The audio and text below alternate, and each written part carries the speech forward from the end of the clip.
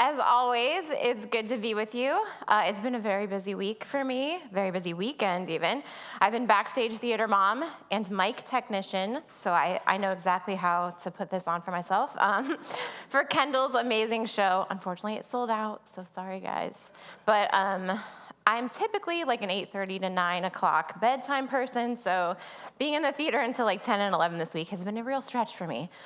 But, so ignore any bags under my eyes or anything like that. But despite running on coffee and adrenaline this morning, I'm very excited to continue our series on women in the Bible today with two often very well-known sisters, Mary and Martha. Now, Christian books for women, especially over the last 25 plus years, have really leaned into the characterizations of these sisters. You know, they're often presented as opposites. You can find, if you just do a Google search, one of the first things that will come up is like quizzes online to find out if you're a Mary or a Martha. But we have to do more, find out more information about these two women, and we have more information about these two women in the New Testament. So turning their story into a personality quiz, even for spiritual reasons, is really not fair to them. You know, in a way, it can trivialize their lives and their ministry. And if you think about it, you know, you've never really seen, at least I've not seen, a quiz to see whether you're like a Peter or a John, you know? So unfortunately, the way that some people have interpreted these passages have made them about like homemaking versus spirituality. You know, one book I came across written for women gives like Mary challenges for women's spiritual development and then Martha challenges for women to clean different parts of their house over 31 days. Yep, that's actually out there. So don't get me wrong, you know, I love a clean house, but I'd like us to change our perspective for Mary and Martha this morning and see them as friends and disciples of Jesus that they were. And we can learn from them and their interactions with Jesus. We can see how close their relationship with him was from interactions that Matthew, Mark, Luke, and John recorded for us, although Mark didn't write about them by name, but they're in there. So they were obviously very important. You know, in my preparation for both of my weeks of teaching in this series about Eve and now Mary and Martha, I read multiple books about women in the Bible, and one of the questions that the books looked to answer was, did Jesus have female disciples? Now, if you've been here throughout the series, a few weeks ago, Eric busted some myths about this already.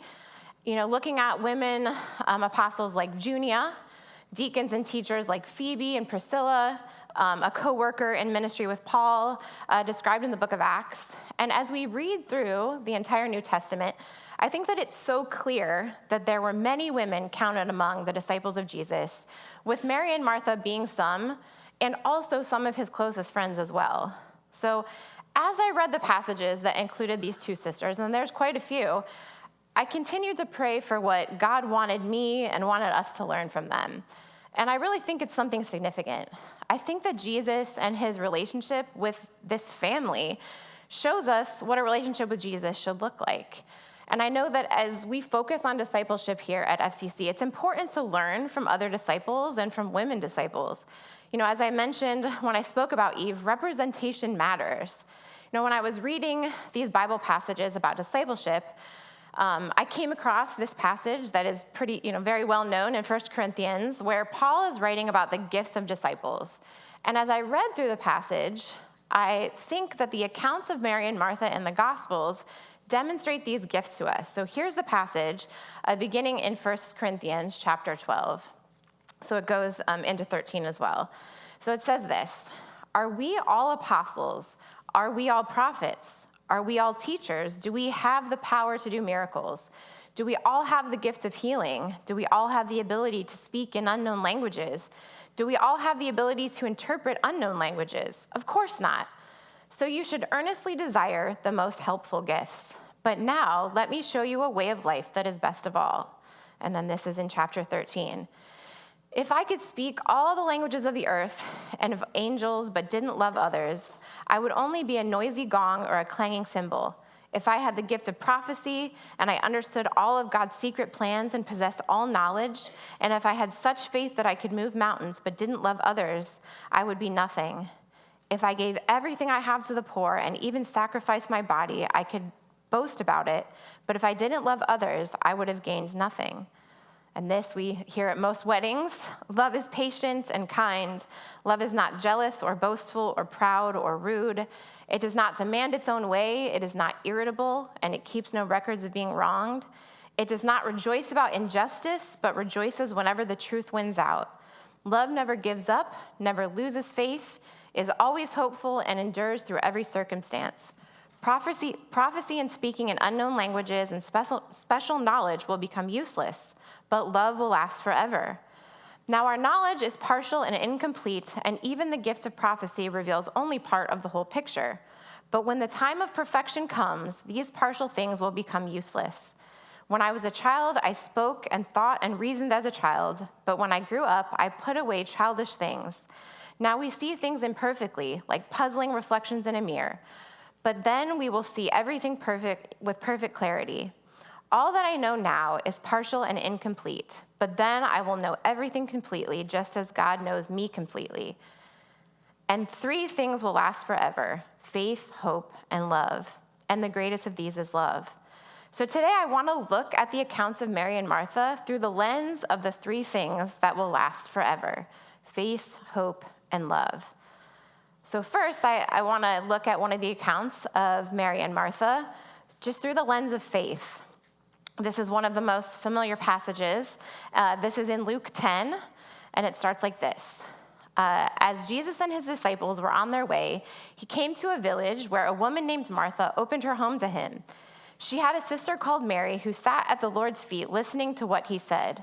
But Martha was distracted by all the preparations that had to be made.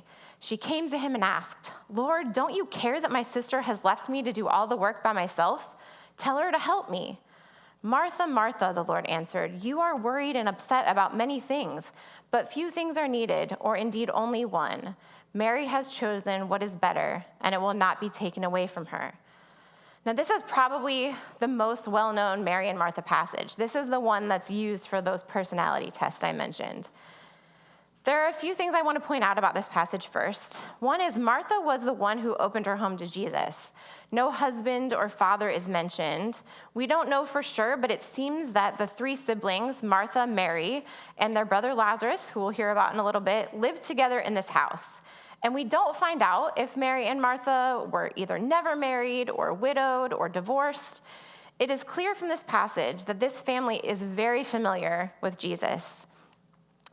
In their book, Helen Bond and Joan Taylor, this is the book called Women Remember Jesus' Female Disciples, they say this: "It might come as a surprise to those familiar with this story to realize that food and cooking aren't actually mentioned. In the Greek, Martha is distracted with much serving. The important word, which we have met before, is diakonio, related to the word deacon, diakonos, which we talked about a few weeks ago. While it can mean waiting at tables, it can also mean rendering service and support in all kinds of ways. And when used of a man, it's more commonly translated as ministry.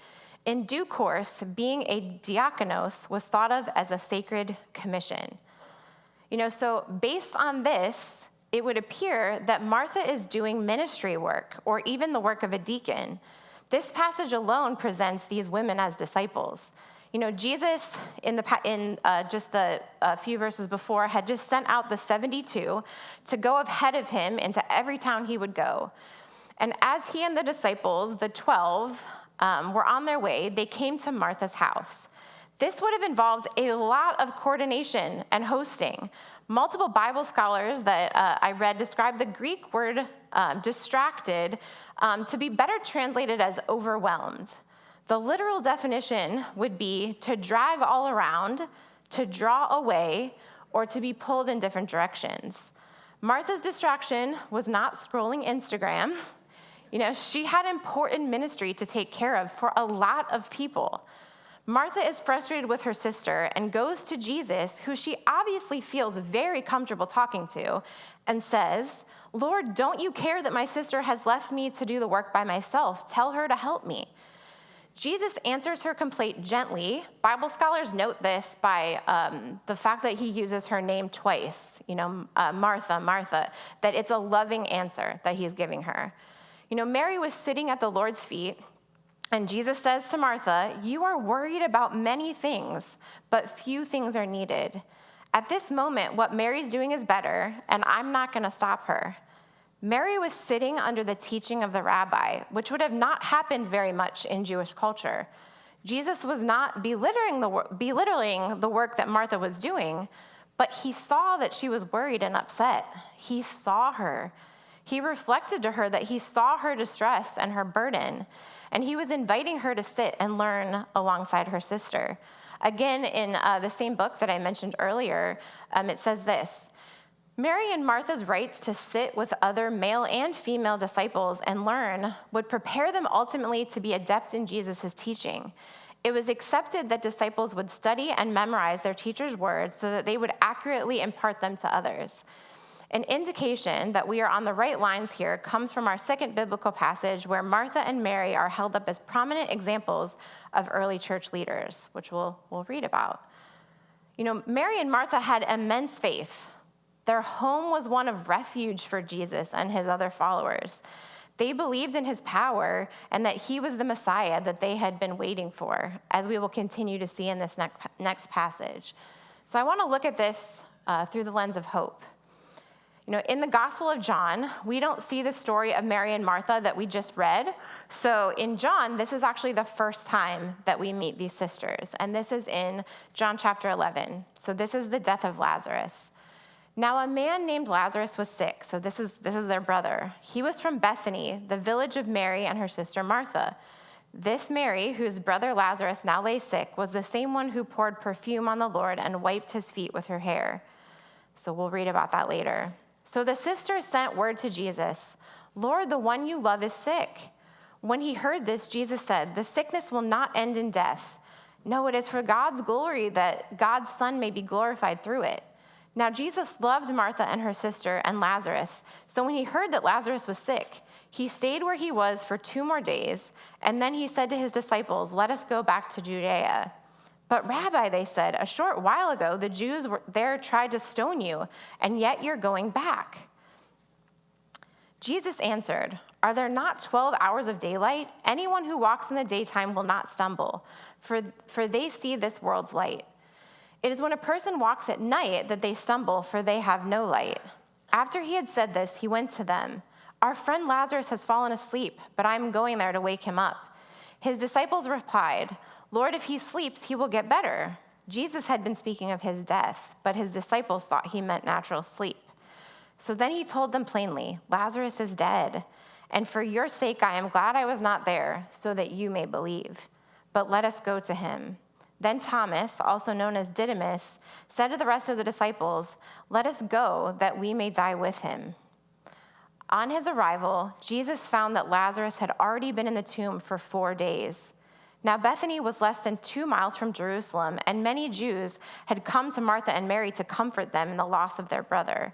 A lot of people were with them, and so Bible scholars think that it means they were very important people in the town. When Martha heard that Jesus was coming, she went out to meet him, but Mary stayed at home. "Lord," Martha said to Jesus, "if you had been here, my brother would not have died. But I know that even now God will give you whatever you ask." Jesus said to her, "Your brother will rise again." Martha answered, "I know he will rise again in the resurrection in the last day." Jesus said to her, "I am the resurrection and the life. The one who believes in me will live even though they die, and who lives by believing in me will never die. Do you believe this?" "Yes, Lord," she replied. "I believe that you are the Messiah, the Son of God, who has come into the world." Now, Martha is the first and only person in John's gospel to confess that Jesus is both the Messiah and the Son of God. And I found it interesting. In the conclusion of John, he writes in chapter 20, verse 31, "But these are written so that you may believe that Jesus is the Christ, the Son of God, and that by believing you may have life in his name." John is concluding his reason for writing his gospel account based on Martha's confession. She must have been a pillar of faith to John. So continuing in this same passage, after she had said this, she went back and called her sister Mary aside. "The teacher is here," she said, "and is asking for you." When Mary heard this, she got up quickly and went to him. Now Jesus had not entered the village, but was still at the place where Martha had met him. When the Jews who had been with Mary in the house comforting her noticed how quickly she got up and went out, they followed her, supposing she was going to the tomb to mourn there. When Mary reached the place where Jesus was and saw him, she fell at his feet and said, "Lord, if you had been here, my brother would not have died." In these verses, we see the faith and hope of Mary. She knows that Jesus has the power to defeat death. She knows that if Jesus had been there, Lazarus would still be alive. Both Mary and Martha find hope in Jesus when the worst happens, and they know Jesus is who they need. So then in verse 33, when Jesus saw her weeping, and the Jews who had come along with her also weeping, he was deeply moved in spirit and troubled. "Where have you laid him?" he asked. "Come and see, Lord," they replied. Jesus wept. Then the Jews said, "See how he loved him." But some of them said, "Could not he who opened the eyes of the blind man have kept this man from dying?" Jesus, once more, deeply moved, came to the tomb. It was a cave with a stone laid across the entrance. "Take away the stone," he said. "But Lord," said Martha, the sister of the dead man, "by this time there's a bad odor. He has been there for 4 days." Then Jesus said, "Did I not tell you that if you believe, you will see the glory of God?" So they took away the stone. Then Jesus looked up and said, "Father, I thank you that you have heard me. I knew that you always hear me, but I said this for the benefit of the people standing here, that they may believe that you sent me." When they had said this, Jesus called out in a loud voice, "Lazarus, come out!" The dead man came out, his hands and feet wrapped in strips of linen and cloth around his face. Jesus said to them, "Take off the grave clothes and let him go." Now, this is in Jesus Through the Eyes of Women, a book by Rebecca McLaughlin, and I thought that this was a really important thing to think about. And it says this: if you've been a Christian for a while, my guess is that you can think of times when you've cried to God for help, similar to Martha and Mary, and felt like you got nothing back. You've prayed for healing and it hasn't come. You've sent for Jesus and you felt quite alone. When you read the story of Lazarus being raised from the dead, maybe it actually brings you pain because you don't feel like you can relate to the happy ending of this story. Maybe you held on to hope in a difficult time in your life and you ended up feeling hopeless. The Greek word for hope, elpis, means confident expectation. It comes from the Greek word elpo, which means to welcome or to expect. The hope spoken of in the Bible is one of assurance of a good outcome. In John chapter 16, Jesus went on to say, "In a little while you will see me no more, and then after a little while you will see me." In these verses, then, Jesus is explaining to his disciples that he's going to have to leave them. So we're going to skip ahead a little bit in this passage where Jesus says, "Now is your time of grief, but I will see you again, and you will rejoice, and no one will take away your joy. In that day you will no longer ask me anything. Very truly I tell you, my Father will give you whatever you ask in my name. Until now you have not asked for anything in my name. Ask and you will receive, and your joy will be complete. I have told you these things so that in me you may have peace. In this world you have trouble, but take heart, I have overcome the world." We can hope in Jesus, and we can have confident assurance in a good outcome despite our present circumstances, but sometimes it doesn't feel like that. I love the way that Jesus' Storybook Bible puts it, that someday all sad things will come untrue. But the other thing that we can learn from this encounter with Jesus is that he's with us in our grief and sadness. It's a short verse, Jesus wept, but it's important. He wept over the death of his friend, even though he knew that he was going to raise him from the dead. He wept over the pain of Mary and Martha. He had great love for them, and they reflected back that love. So I want to look at a story of Mary and Martha just through the lens of love. There's an account of Jesus, being anointed, and Matthew attributed to Mary, where she's actually unnamed, but we're actually going to read the account in the Gospel of John, but you could go read that other one later. So it says this in verse 12. 6 days before the Passover, Jesus came to Bethany where Lazarus lived, whom Jesus had raised from the dead. Here a dinner was given in Jesus' honor. Martha served while Lazarus was among those reclining at the table with him. Then Mary took about a pint of pure nard, an expensive perfume. She poured it on Jesus' feet and wiped his feet with her hair. And the house was filled with the fragrance of the perfume. But one of his disciples, Judas Iscariot, who was later to betray him, objected. Why wasn't this perfume sold and the money given to the poor? It was worth a year's wages. He did not say this because he cared about the poor, but because he was a thief. As a keeper of the money bag, he used to help himself to what was in it. Leave her alone, Jesus replied. It was intended that you should save this perfume for the day of my burial. You will always have the poor among you, but you will not always have me. Meanwhile, a large crowd of Jews found out that Jesus was there and came not only because of him, but to also see Lazarus, whom he had raised from the dead. So the chief priests made plans to kill Lazarus as well, for on account of many of the Jews were going over to Jesus and believing in him. In this passage, Mary is showing great love to Jesus. Not only that, in this moment, we see that Mary understands what other disciples did not. She understands that Jesus is about to die. In the following verses in John, we read of the Last Supper, of Jesus' arrest and his crucifixion. I believe that Mary had a prophetic gift. She's anointing Jesus for burial, but also like, the Old Testament kings and priests were being anointed. She recognizes Jesus, like her sister Martha, as King Jesus, Son of God. And I love this quote from the same book, Jesus Through the Eyes of Women. How do we see Jesus through Mary of Bethany's eyes? We see him as the one who merits all of her extravagant love, the one whom nothing can be wasted. We see him as the one who once again defends her from critique. We see him as the one who sees her beauty in her actions and who validates her love with honor.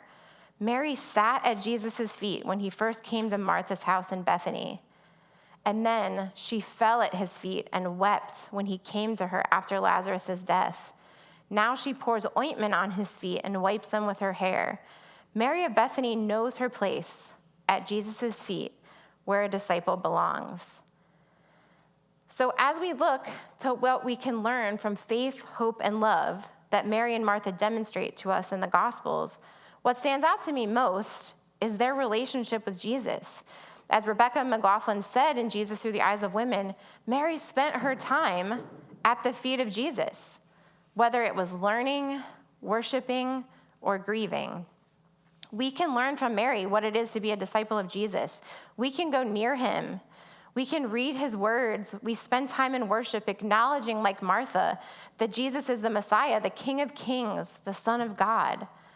We go to Jesus when we're upset, when we're grieving. Like Martha, we can talk to Jesus like a friend. He wants us to come to him with our questions, our pain, our sadness, our grief. And like Mary and Martha, he will be with us in all of those feelings.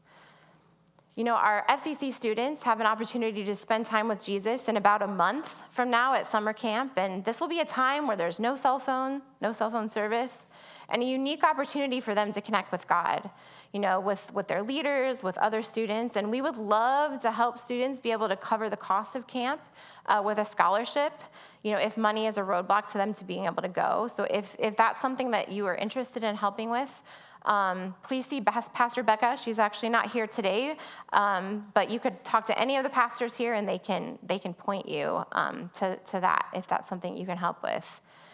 But as students take part in an experience like this, I would love for all of us to think of at least one way that we can spend time at the feet of Jesus, whether it's this week or just going forward.